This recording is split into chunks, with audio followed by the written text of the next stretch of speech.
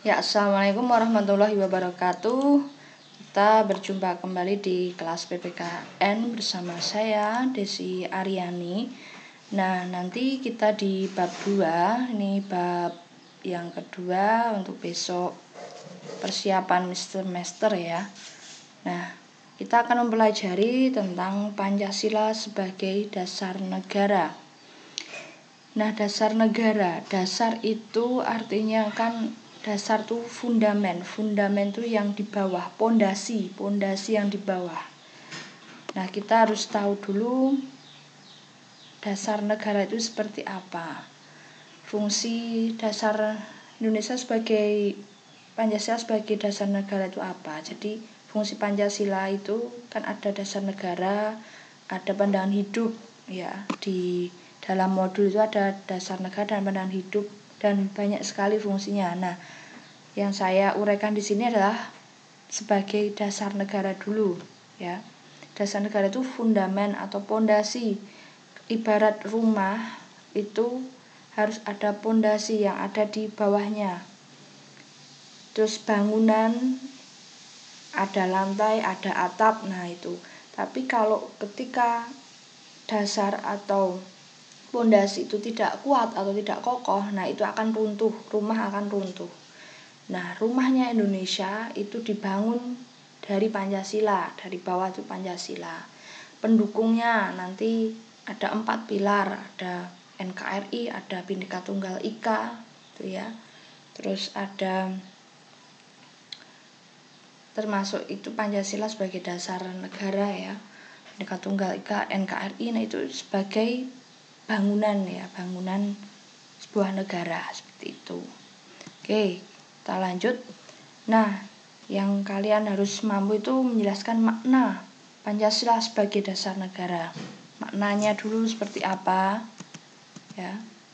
Nah, oke, ini Pancasila sebagai dasar negara dan juga kedudukan Pancasila sebagai dasar negara itu seperti apa. Saya ibaratkan tadi ya, bangunan rumah itu harus ada pondasinya.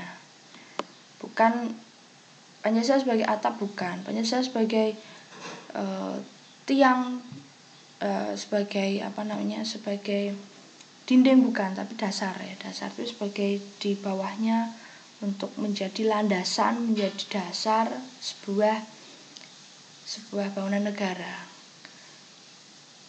Jadi kalau ada Undang-Undang Dasar 45 sama Pancasila itu yang lebih tinggi yang mana? Tidak ada yang lebih tinggi, tetapi norma Pancasila itu merupakan norma dasar yang nilai-nilainya itu nanti dijabarkan ke Undang-Undang Dasar. Jadi sebelum membuat Undang-Undang Dasar itu harus memperhatikan nilai-nilai Pancasila seperti itu.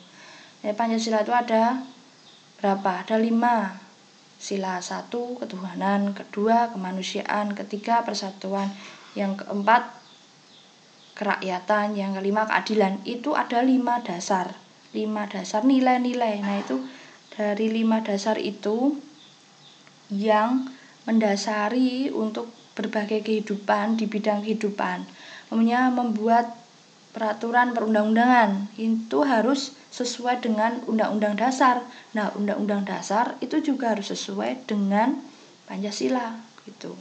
Semua harus diperhatikan dari Pancasila, tidak boleh lepas ya, gitu. Oke, gitu. Nah, kalau ini ya, pengertian dasar negara seperti ini.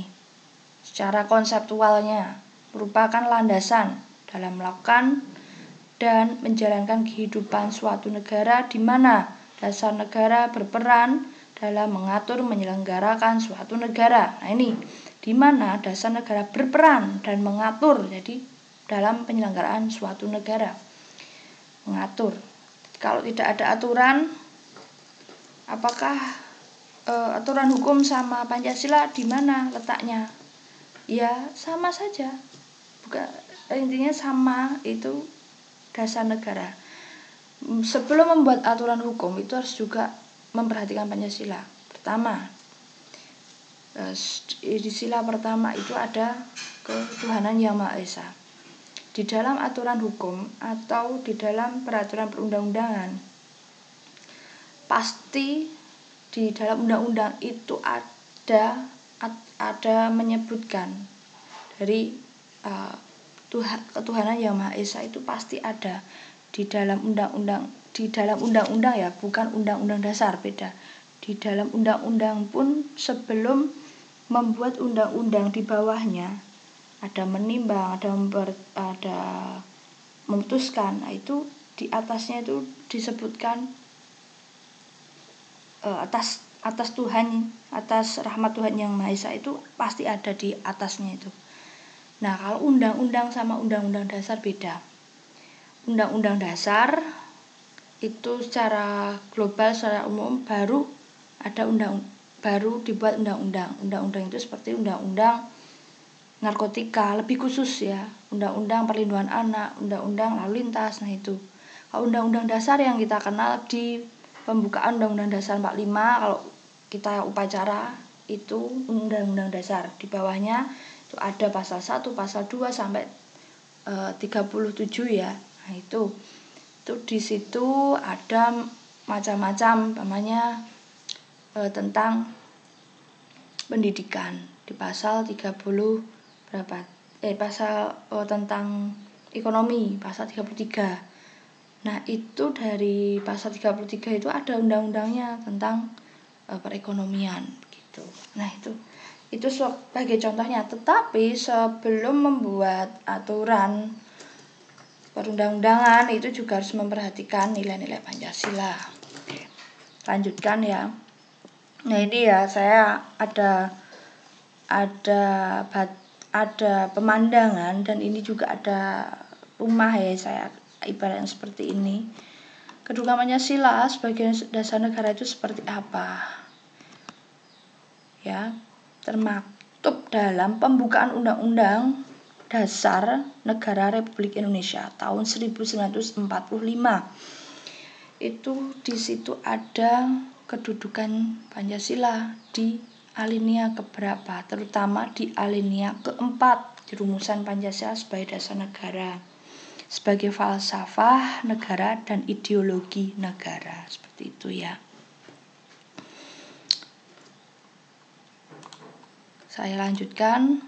Pengertian Pancasila sebagai dasar negara tadi sudah, cuma konsepnya ya saya ulangi biar tidak terlalu meluas pengertian tadi.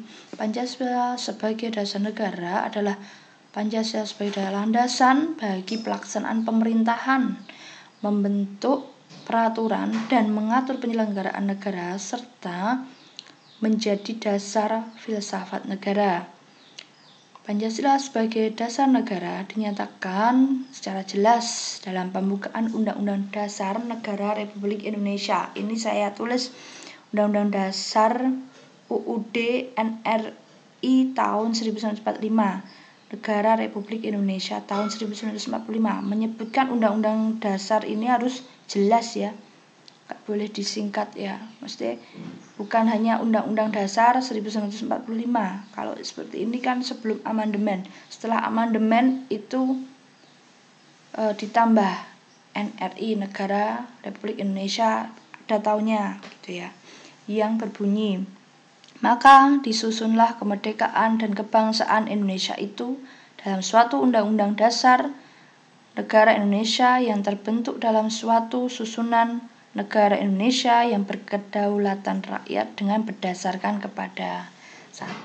Ketuhanan yang Maha Esa, 2. Kemanusiaan yang adil dan beradab, sampai yang kelima itu ya.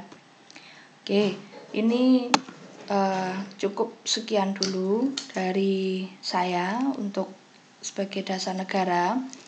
Kalau yang ideologi negara itu nanti di